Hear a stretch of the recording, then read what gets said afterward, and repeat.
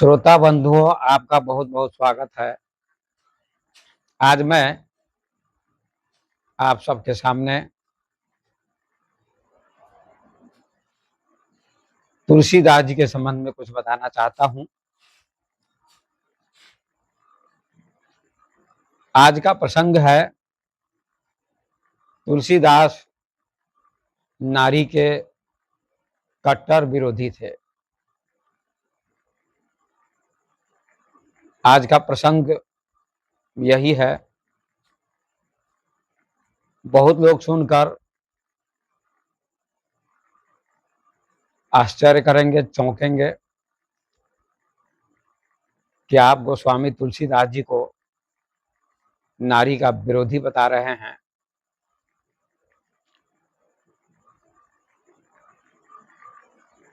तो आइए, मैं तुलसीदास नारी के कट्टर विरोधी कैसे थे इसके बारे में स्पष्ट बताना चाहता हूं। तुलसीदास जी महाकवि थे, महाविद्वान थे, महालेखक थे, जिनके रामचरितमानस की चर्चा उत्तर भारत के घर घर में होती है और उनके रामचरितमानस की कथाएं भी लोग करते हैं। उनकी चौपाइयां बहुत प्रचलित हैं, वे बहुत प्रसिद्ध हैं। किंतु आज मैं तुलसीदास नारी के कट्टर विरोधी कैसे थे इसके संबंध में बताना चाहता हूं। बहुत से लोग सोचेंगे आप हमेशा नेगेटिव बात कहते हैं, कभी कभी पॉजिटिव बात भी कहनी चाहिए आपको। तो आपको मालूम होना चाहिए कि लाखों साधु संत महात्मा हमेशा पॉजिटिव बात कहते रहते हैं। कभी कभी नेगेटिव बात भी समाज के लिए कल्याणकारी होती है। जैसे मरीज को कोई बीमारी हो जाती है, किसी को रोग हो जाता है, तो डॉक्टर के पास व्यक्ति जाता है और उसकी जांच होती है। यदि उसका रिपोर्ट नेगेटिव आता है तो व्यक्ति प्रसन्न होता है कि इसके पास कोई बीमारी नहीं है। तो यहां भी मैं कहना चाहता हूं, समाज हमारा नेगेटिव थिंकिंग से, चिंतन से ग्रस्त है, मतलब पॉजिटिव चिंतन से ग्रस्त है। पॉजिटिव चिंतन का यहाँ थिंकिंग का यहाँ मतलब होता है कि जो बातें समाज में प्रचलित है, जिस बात को सभी मानते हैं, उसी बात को हम भी मानकर चले। यह बात समाज को नहीं बदल सकती है। ये सदियों से चलती हुई परंपरा है, जिसको हम पॉजिटिव थिंकिंग कह सकते हैं। नेगेटिव थिंकिंग का मतलब होता है समाज जिस परंपरा को मान रहा है उसी में समाज प्रसन्न है, समाज चल रहा है, उसके विपरीत नहीं चलता है, समाज अपनी सोच को बदलता नहीं है। तो इसके लिए नेगेटिव थिंकिंग की जरूरत होती है, तो समाज स्वस्थ हो सकता है, आपकी सोच बदल सकती है। तो आइए, मैं आज आपको बताना चाहता हूं कि तुलसीदास नारी के कट्टर विरोधी थे। क्यों, कैसे? आप सभी जानते होंगे कि तुलसीदास को विद्वान बनाने में, कवि बनाने में, संत बनाने में, लेखक बनाने में, रामचरितमानस की रचना करने में जो सबसे बड़ा हाथ है, सबसे बड़ी प्रेरणा है, वो उनकी पत्नी की प्रेरणा है। तो आप लोगों ने कहानी सुनी होगी कि तुलसीदास का विवाह हो गया था। विवाह के उपरांत उनकी पत्नी मायके से ससुराल में थी, तुलसीदास के घर पर। और कुछ दिनों के बाद जो तुलसीदास की पत्नी थी रत्नावली, उसको लेने के लिए उसका भाई गया और तुलसीदास की अनुपस्थिति में रत्नावली का भाई रत्नावली को घर ले गया। तुलसीदास जी जब घर पर आए तो देखा रत्नावली नहीं है। तुलसीदास जी परेशान हो गए, बेचैन हो गए और ससुराल की ओर चल पड़े। क्योंकि वे पत्नी के बिना नहीं रह सकते थे, इतने आसक्त थे पत्नी में। कहते हैं रात हो चुकी थी, नदी पड़ती थी रास्ते में और गहरी नदी थी, नदी में एक लाश बहती जा रही थी, उसको लकड़ी समझकर उस पर बैठकर तुलसीदास जी पार हो गए और ससुराल के घर के निकट पहुंच गए और वहां सारे द्वार दरवाजे बंद थे, तो कहा जाता है कि एक सांप लटका हुआ था, उसी को रस्सी समझकर तुलसीदास जी उसी के सहारे छत पर चले गए और या घर में चले गए, अपनी पत्नी के कमरे में प्रवेश कर गए। जब पत्नी ने देखा तो कहा इतनी रात को आप क्यों आए, कैसे आए? तो तुलसीदास जी ने कहा कि मैं तुम्हारे बिना नहीं रह सकता था, तुम बहुत प्रिय हो, तुम ही मेरे लिए सब कुछ हो, ऐसा तुलसीदास ने कहा। उसमें तुलसीदास नाम नहीं था, केवल तुलसी नाम था। तो उनकी पत्नी रत्नावली ने कहा इतनी रात को आपको नहीं आना चाहिए, जितनी आसक्ति जितना प्रेम आपका मुझ में है, उतना प्रेम उतनी आसक्ति उतनी भक्ति राम में हो जाती तो आपका बेड़ा पार हो जाता, ऐसा रत्नावली ने कहा। अस्थि चर्ममय देह में काम में ऐसी प्रीत, ऐसी जो श्री राम में तो होती ना भवभीत। हाड़ मांस के शरीर में आपका इतना प्रेम है, इतनी आसक्ति, इतनी प्रीति है, और इतनी प्रीति अगर राम में आपकी हो जाए तो आपका बेड़ा पार हो जाए, आप महान पुरुष बन सकते हैं। ये बात तुलसीदास को बाण की तरह लगी और वहीं से तुलसीदास जी चल पड़े। और कहा जाता है कि तुलसीदास जी बनारस गए, अयोध्या गए, चित्रकूट गए, कहां कहां गए, और उन्होंने नरहरि को गुरु स्वीकार किया, गुरु बनाया और वेद शास्त्रों का अध्ययन किया और विद्वान बन गए। उन्होंने रामचरितमानस की रचना की और भी ग्रंथों की रचना की। उनके कुल मिलाकर 12 ग्रंथ हैं, 12 पुस्तकें हैं, लेकिन सबसे प्रचलित रामचरितमानस है। तो रामचरितमानस उन्होंने लिखा, जो बहुत ही लोकप्रिय ग्रंथ बन चुका है रामचरितमानस। तो रामचरितमानस की रचना जब तुलसीदास ने की तो सबसे पहले किसकी वंदना की? सबसे पहले सरस्वती और गणेश की वंदना की उन्होंने। रामचरितमानस के बालकांड का पहला श्लोक है, प्रारंभ का श्लोक है, वर्णानाम मर्तसंगानाम रसानाम छंदसामपि मंगलानाम च कर्तारो वंदे वाणी विनायको। पहले सरस्वती की वंदना की, फिर गणेश जी की वंदना की, जो मंगल करने वाले हैं, कल्याण करने वाले हैं, ऐसा तुलसीदास ने लिखा है। अब मैं आपसे कहना चाहता हूं कि तुलसीदास ने यहां बहुत बड़ी बेईमानी की, तुलसीदास ने कृतज्ञता की। तुलसीदास को सबसे प्रथम रत्नावली की वंदना करनी चाहिए, क्योंकि रत्नावली से उनको प्रेरणा मिली, शिक्षा मिली ज्ञानी बनने की, विद्वान बनने की, लेखक बनने की, कवि बनने की।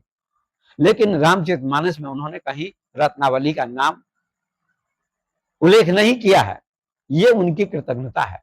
किए हुए उपकार को जो नहीं मानता है उसको कृतज्ञ कहा जाता है, और किए हुए उपकार को जो मानता है उसका नाम कृतज्ञ होता है। तो आप सभी जानते बंधुओं कि गोस्वामी तुलसीदास को गोस्वामी तुलसीदास कहा जाता है। तुलसीदास को इतने बड़े विद्वान हो गए और उन्होंने अपनी पत्नी रत्नावली के बारे में एक चौपाई भी नहीं लिखी है, पहले सरस्वती की वंदना की है।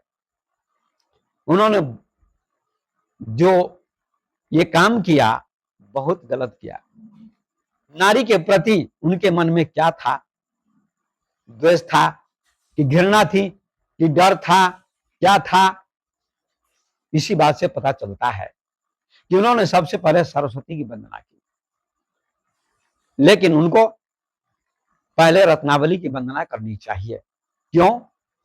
क्योंकि रत्नावली से उनको शिक्षा मिली, प्रेरणा मिली। सरस्वती से शिक्षा नहीं मिली उनको, न राम से शिक्षा मिली, न किसी से शिक्षा मिली। तो उनको लिखना चाहिए इस श्लोक में जो उन्होंने लिखा, वंदे वाणी विनायको, तो मैं कहना चाहता हूं कि उनको लिखना चाहिए, मंगला नाम च कर्तारो वंदे रत्ना विनायको। पहले रत्ना का नाम लेना चाहिए, रत्नावली का नाम लेना चाहिए, यही उनकी ईमानदारी होती। लेकिन उन्होंने ईमानदारी का परिचय नहीं दिया। स्त्री से डरते थे, नारी से डरते थे, और नारी के वे विरोधी थे।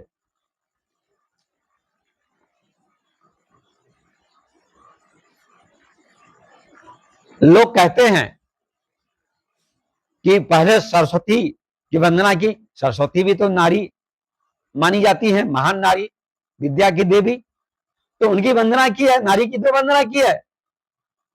अरे उन्होंने सरस्वती की वंदना किया है, सरस्वती से प्रेरणा नहीं मिली उनको, नारी से प्रेरणा मिली, पत्नी से प्रेरणा मिली। तो पहले पत्नी की वंदना करनी चाहिए। मनुस्मृति में स्मृतिकार ने लिखा है, यत्र नार्यस्तु पूजन्ते रमन्ते तत्र देवता। इस श्लोक का तर्क लोग देते हैं कि मनुस्मृति में नारी की महिमा गाई गई है, कि जहां नारी की पूजा होती है वहां देवता रमण करते हैं। किंतु उनकी पत्नी भी तो नारी थी, मां भी नारी होती है, बेटी भी नारी होती है, बहुत सारी नारियां हैं, किंतु पत्नी भी तो नारी के अंतर्गत होती है। और जिस पत्नी से उनको प्रेरणा मिली वह तो महान नारी थी, रत्नावली। तो उसकी पूजा पहले करनी चाहिए, उसकी वंदना पहले करनी चाहिए। तुलसीदास को, तुलसीदास ने बहुत बड़ा गलत काम किया, ईमानदारी का परिचय नहीं दिया।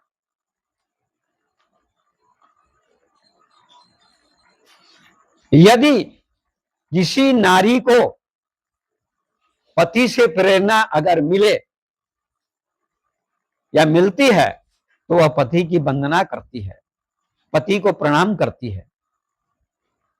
ये तो भारतीय संस्कृति कहती है कि पति को प्रणाम करना चाहिए, पति की आरती करनी चाहिए, पति की वंदना करनी चाहिए, पति श्रेष्ठ है।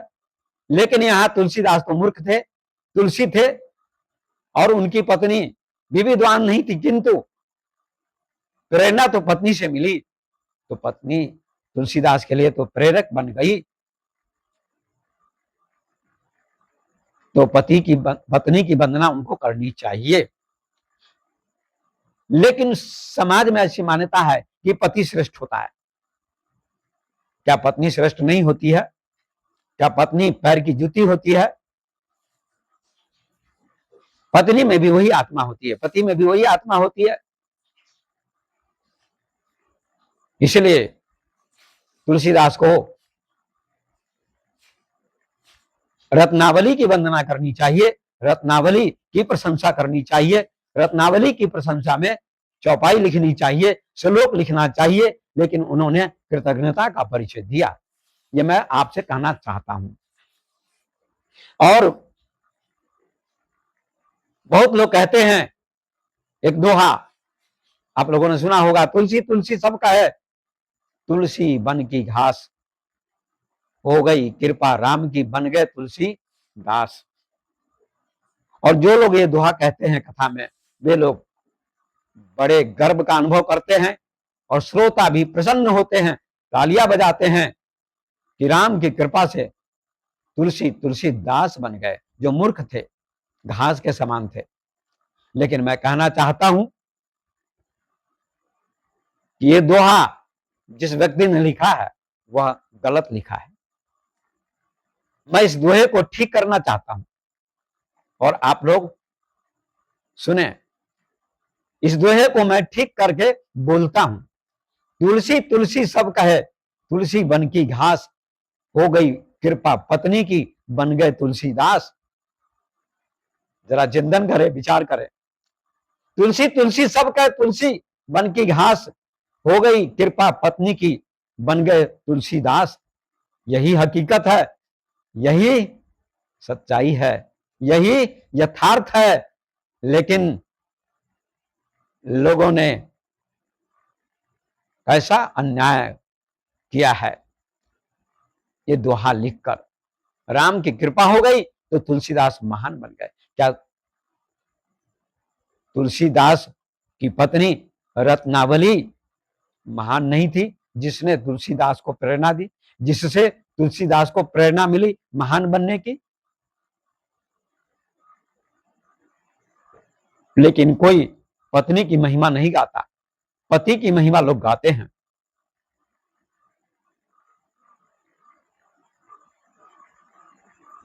और तुलसीदास ने बहुत सारी चौपाइयां नारी के विरोध में लिखी हैं। झोल गंवार शूद्र पशु नारी, ये सब ताड़न के अधिकारी। इस चौपाई पर बहुत विवाद हुआ देश में, और खींचतान करने वाले, पक्ष करने वाले लोग कहते हैं कि यहां शिक्षा की बात कही गई है, ढोल को शिक्षा देनी चाहिए, शूद्र को शिक्षा देनी चाहिए। ऐसी बात नहीं है। ताड़ना का अर्थ विद्वान लोग शिक्षा करते हैं, लेकिन यहां क्या अर्थ कीजिएगा? सापत ताड़त परुष का हंता, पूज्य विप्रस गाभई संता। श्राप देता हुआ, ताड़ता हुआ मतलब पीटता हुआ, दंड देता हुआ, कठोर वचन कहता हुआ ब्राह्मण पूज्य होता है। ऐसा तुलसीदास जी ने अरण्य कांड में लिखा है। यहां ताड़ना शब्द का क्या अर्थ करेंगे आप? सापत ताड़त परुष कांता। ताड़त माने दंडित करना, पीटना, इसलिए यहां दंडित करने के ही अर्थ में है। नारियों को सदा सताया गया है, गुलाम बनाने का प्रयास किया गया है, इसलिए तुलसीदास ने ये चौपाई लिखी। और लोग तर्क देते हैं कि समुद्र ने ये बात कही भगवान राम से। समुद्र क्या कहेगा? समुद्र तो जड़ होता है, पानी का भंडार होता है, पानी का स्रोत होता है, वो जड़ होता है। समुद्र क्या कह सकता है? क्या समुद्र का संवाद हो सकता है व्यक्ति से, राम से या किसी से? ये तुलसीदास जी की बात है, तुलसीदास के मन की बात है, किसी समुद्र की बात नहीं है। समुद्र का और राम का संवाद यहां नहीं है, तुलसीदास के मन की बात है। तुलसीदास की यह चौपाई है, लेखक तुलसीदास हैं। और भी उन्होंने चौपाई लिखी है। महावृष्टि चली फूट क्यारी, जिਵੇਂ स्वतंत्र भई बिग रही नारी। जब महावृष्टि होती है, अतिवृष्टि होती है, तो क्यारी फूट जाती है और पानी बह जाता है। इसी प्रकार से नारी स्वतंत्र होगी तो ठीक नहीं होगा, नारी बिगड़ जाएगी। ये कितना गलत लिखा तुलसीदास ने। इसी बात की पुष्टि मनुस्मृति में की गई है कि नारी अगर बचपन में हो तो पिता के संरक्षण में हो, पिता उसकी रक्षा करे, और विवाह हो जाए तो पति उसकी रक्षा करेगा, और जब वृद्धावस्था आती है नारी की तो बेटा उसकी रक्षा करेगा। नारी को कभी स्वतंत्र नहीं होना चाहिए, ऐसा मनुस्मृति में भी लिखा है। ऐसा तुलसीदास जी भी कहते हैं, जिसमें स्वतंत्र भाई बिगड़े नारी। फिर तो हमारा संविधान कहता है कि स्वतंत्रता का अधिकार, समानता का अधिकार, 6 मौलिक अधिकारों में स्वतंत्रता का अधिकार भी है। राष्ट्रपति बनने का अधिकार नारी को भी है, प्रधानमंत्री बनने का अधिकार नारी को भी है, प्रोफेसर, डॉक्टर, विधायक, सांसद, मुख्यमंत्री, शिक्षक बनने का अधिकार नारी को भी है। ये संविधान कहता है, ये संविधान कहता है स्वतंत्रता का अधिकार नारी को भी है। एक व्यक्ति ने ओशो से कभी पूछा था, महान क्रांतिकारी ओशो, जिनका नाम आप सभी जानते, पूरी दुनिया जानती है, कि नारी को स्वतंत्र नहीं होना चाहिए। तो ओशो ने उस व्यक्ति को उत्तर देते हुए कहा कि जब देश तुम्हारा गुलाम था, पराधीन था अंग्रेजों के, उस समय जो आंदोलन हुआ, देश के क्रांतिकारियों ने आंदोलन किया, और देश जब स्वतंत्र हो गया, आजाद हो गया, तो केवल पुरुषों के लिए आंदोलन हुआ कि नारियों के लिए भी आंदोलन हुआ? पुरुष ही आजाद हुए कि नारियां भी आजाद हुई? दोनों के लिए आंदोलन किया गया, दोनों आजाद हुए, दोनों स्वतंत्र हुए। उस व्यक्ति की बोलती बंद हो गई। ओशो ने निरुत्तर कर दिया उस व्यक्ति को। स्वतंत्रता सभी को चाहिए, हर व्यक्ति स्वतंत्र होना चाहता है। और सीता जी का हरण रावण ने किया। लंका में सीता जी थी, वहां तो राम से अलग हो चुकी थी, रावण के कब्जे में थी, वहां तो राम से स्वतंत्र थी, तो रावण की बात को मान सकती थी, लेकिन रावण की एक भी बात सीता जी ने नहीं मानी। रावण ने तरह तरह से सीता जी को विचलित करने का प्रयास किया, लेकिन सीता जी विचलित नहीं हुई। अगर नारी के पास स्वयं बोध है, विवेक है, तो कहीं भी वह सुरक्षित रह सकती है, सीता जी की तरह। इसका प्रमाण है। इसलिए स्वतंत्रता की बात जो की गई है संविधान में, वह कोई व्यभिचार के लिए नहीं की गई है। स्वतंत्रता की बात अधिकारों की मांग है, हक की मांग है। नारी पुरुष दोनों समान है, प्राकृतिक दृष्टिकोण से भी दोनों समान है। वही हवा स्त्री को भी मिलती है, पुरुष को भी मिलती है। वही सूर्य का प्रकाश पुरुष को भी मिलता है, स्त्री को भी मिलता है, सभी को मिलता है। इसलिए प्राकृतिक दृष्टिकोण से भी दोनों समान है और सभी स्वतंत्र होना चाहते हैं। कोई भी स्वतंत्र नहीं होना चाहता है। एक नौकर भी स्वतंत्र नहीं होना चाहता है। आप लोगों ने सुना होगा, हम पंछी उन्मुक्त गगन के पिंजर बद्ध न गा पाएंगे, कनक तितलियों से टकराकर पुलकित पंख टूट जाएंगे, हम बहता जल पीने वाले मर जाएंगे भूखे प्यासे। एक पक्षी तोता पिंजरे में है, वह स्वतंत्र है। जो आकाश का पक्षी है, उड़ने वाला है, अगर उसको पिंजरे में बंद कर दिया जाता है तो घूट घूट कर जीवन व्यतीत करता है। इसी प्रकार से स्वतंत्रता बेड़ी है, बंधन है, पिंजरा है, कारागार है, जेल है, और स्वतंत्रता उन्मुक्त आकाश है। हर व्यक्ति स्वतंत्र होना चाहता है। स्वतंत्रता का मतलब स्वतंत्रता नहीं होता है कि जो मन सो कर लो, ऐसा इसका अर्थ नहीं है। स्वतंत्रता का अर्थ होता है कि हक के लिए मांग करना, अधिकार की मांग करना, इसका अर्थ होता है स्वतंत्रता। तो तुलसीदास ने कहा, मां वृष्टि चली फूट क्यारी, जिमी स्वतंत्र भई बिगड़े नारी। ये उन्होंने चौपाई लिखी, और इस चौपाई को बड़े बड़े कथावाचक गाते हैं। ये चौपाई उन्होंने नारी के विरोध में लिखी है, जो उचित नहीं है। और भी उन्होंने लिखा है, रावण मंदोदरी से कहता है, अवगुण आठ सदा उड़ रही, नारी स्वभाव सत्य कभी कहाई। मंदोदरी कहती है रावण से कि सीता को वापस लौटा दीजिए, तभी आपका कल्याण है, अन्यथा आपका विनाश हो जाएगा।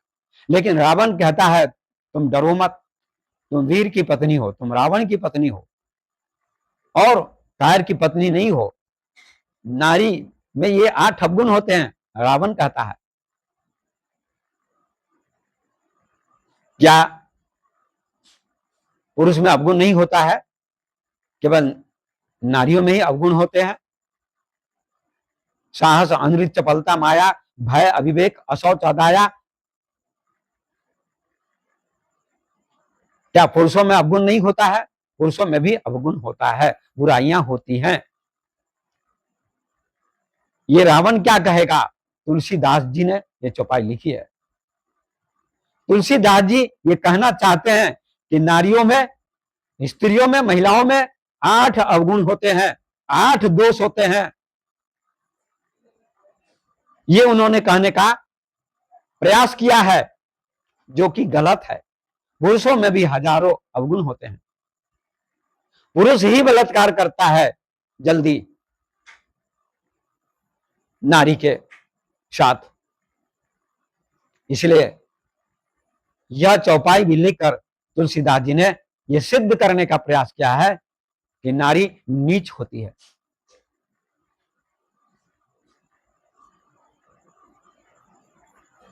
जो कि सही नहीं है।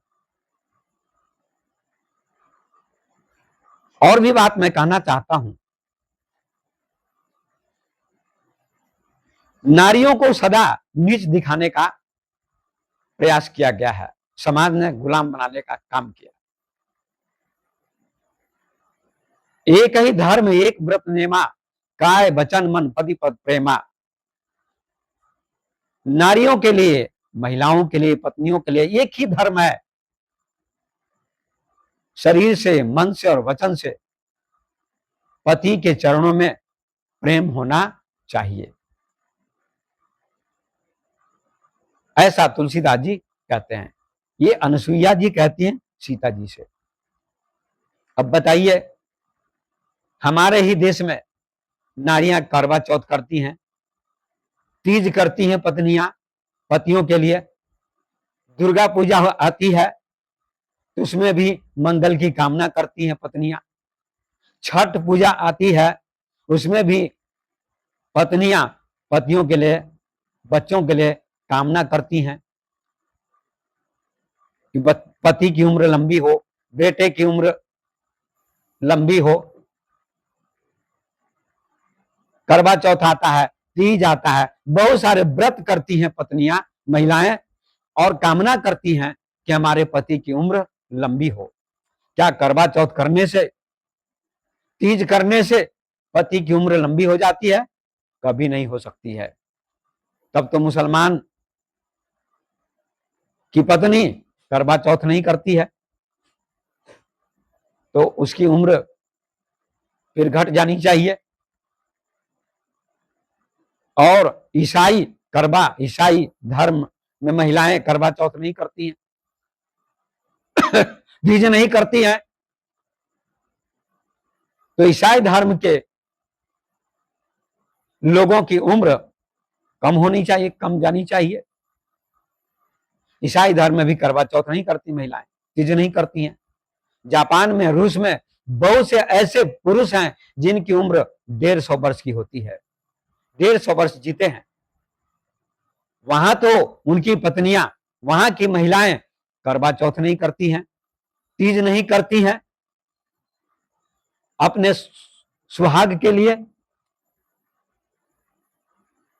तो इतनी उम्र कैसे होती है लंबी? भारत में पंडितों ने, ब्राह्मणों ने महिलाओं को गुलाम बनाने का प्रयास किया। आज भी महिलाएं गुलाम बनी हुई हैं। जो महिलाएं गुरु भी बना लेती हैं, विद्वान को, संत को, महात्मा को, वे भी गुरु से नहीं पूछती हैं और मनमाना आचरण करती हैं, करवा चौथ करती हैं, तीज करती हैं, अनेक व्रत करती हैं पंडित के कहने पर। गांव में पंडित आता है और कहता है करवा चौथ है, तो करवा चौथ महिलाएं करती हैं। पति की लंबी उम्र की कामना करती हैं, तो क्या पति की उम्र लंबी हो जाती है? किसी पति की मृत्यु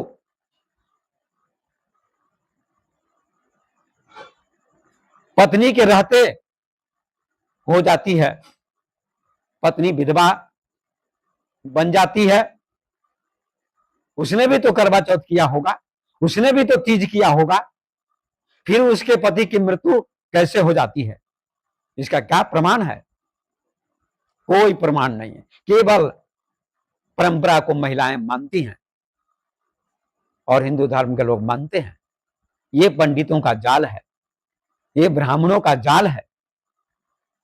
इसलिए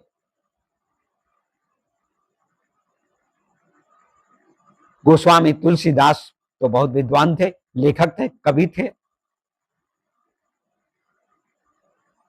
उनकी चौपाइयां बहुत प्रचलित हैं, बहुत बातें उन्होंने अच्छी भी कही हैं।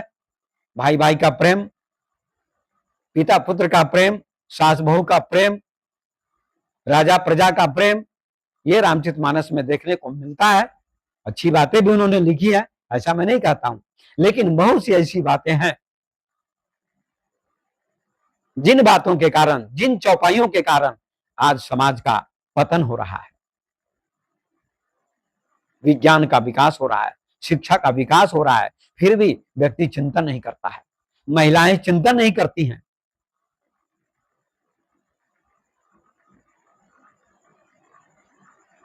सोच को बदलना होगा। जब आपकी सोच बदलेगी, चिंतन बदलेगा, आप तर्क करेंगे, महिलाएं भी तर्क करेंगी, तो उनका विकास हो सकेगा। इसलिए तरह तरह से पुराणों में, मनुस्मृति में, रामचरितमानस में महिला को गुलाम बनाने का प्रयास किया गया है।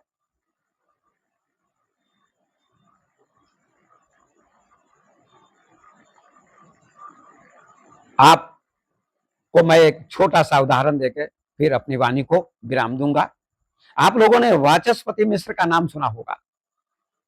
वाचस्पति मिश्र शायद बिहार के थे, बहुत बड़े विद्वान थे, और उन्होंने ब्रह्मसूत्र पर टीका लिखी, व्याख्या की, और उनका संकल्प था कि जब ब्रह्मसूत्र की व्याख्या पूरी हो जाएगी, टीका पूरी हो जाएगी, 12 वर्षों के पश्चात तो मैं संन्यास ले लूंगा, गृहस्थ का त्याग कर दूंगा, सन्यासी बन जाऊंगा। उनका विवाह भी हुआ।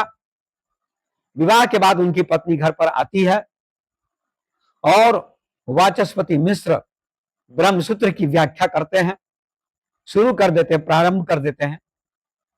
और पुराना जमाना था, बिजली का आविष्कार नहीं हुआ था, उस समय की बात है। उनकी पत्नी रोज उनको भोजन देती थी। भोजन के पश्चात वे आराम करते थे, फिर टीका लिखने लगते थे, फिर व्याख्या करने लगते थे।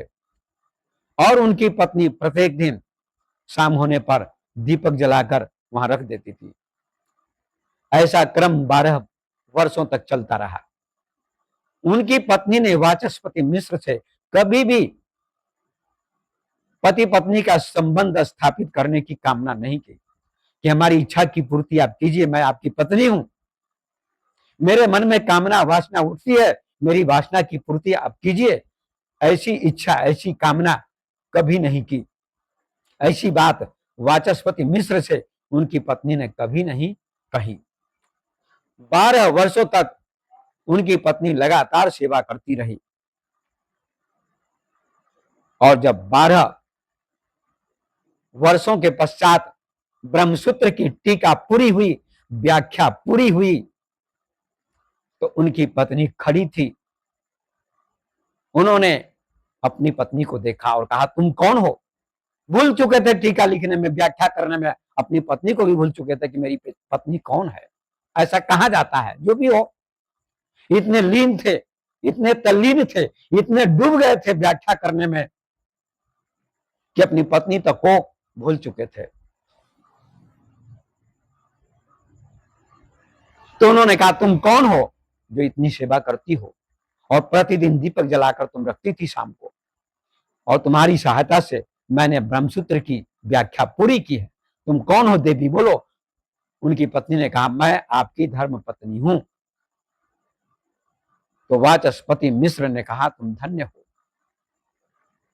तुम धन्य हो, तुमने कभी बाधा नहीं डाली, तुमने कभी विघ्न उपस्थित नहीं किया ब्रह्मसूत्र की टीका लिखने में। वाचस्पति मिश्र की आंखों से आंसू आ गए, रोने लगे और कहा, देवी तुम्हारा ऋण मैं कभी नहीं चुका सकता, लेकिन अब मेरा जाने का समय हो चुका है, मैं सन्यासी बन जाऊंगा, सन्यास ले लूंगा। यही दुखद बात है तुम्हारे लिए और मेरे लिए भी। उनकी पत्नी ने कहा, आपका जो संकल्प है वो कीजिए, मैं बाधा नहीं डालूंगी, आप सन्यासी हो सकते हैं। लेकिन वाचस्पति मिश्र कहते हैं कि तुमने इतना बड़ा उपकार किया है, इतनी बड़ी सहायता की है, इतनी बड़ी मदद की है, ब्रह्मसूत्र की महान व्याख्या पूरी मैंने की है तुम्हारी सहायता से, तुम्हारी मदद से। तो आज मैं इस टीका का नाम तुम्हारे नाम से रखूंगा। तो उन्होंने ब्रह्मसूत्र की व्याख्या का नाम, टीका का नाम, जो व्याख्या पूरी हुई, उस टीका का नाम रखा भामती। उनकी पत्नी का नाम था भामती। देखिए, अपनी पत्नी का नाम अमर कर दिया वाचस्पति मिश्र ने। धन्य थे वाचस्पति मिश्र, धन्य थी उनकी पत्नी। लेकिन तुलसीदास ने अपनी पत्नी के साथ कृतज्ञता की, गद्दारी की, बेईमानी की, उन्होंने पक्षपात किया। ऐसा नहीं करना चाहिए था। इतने बड़े महान विद्वान थे तुलसीदास, उनको पत्नी का सम्मान करना चाहिए था। ओशो ने कहा है कि तुलसीदास जी का प्रथम कर्तव्य था, जब उन्होंने रामचरितमानस लिखा तो पत्नी को समर्पित करना चाहिए था। पहला श्लोक, पहली चौपाई पत्नी के नाम से उनको लिखनी चाहिए थी, तब उनकी महानता होती। तो मैं अपनी वाणी को विराम देता हूं।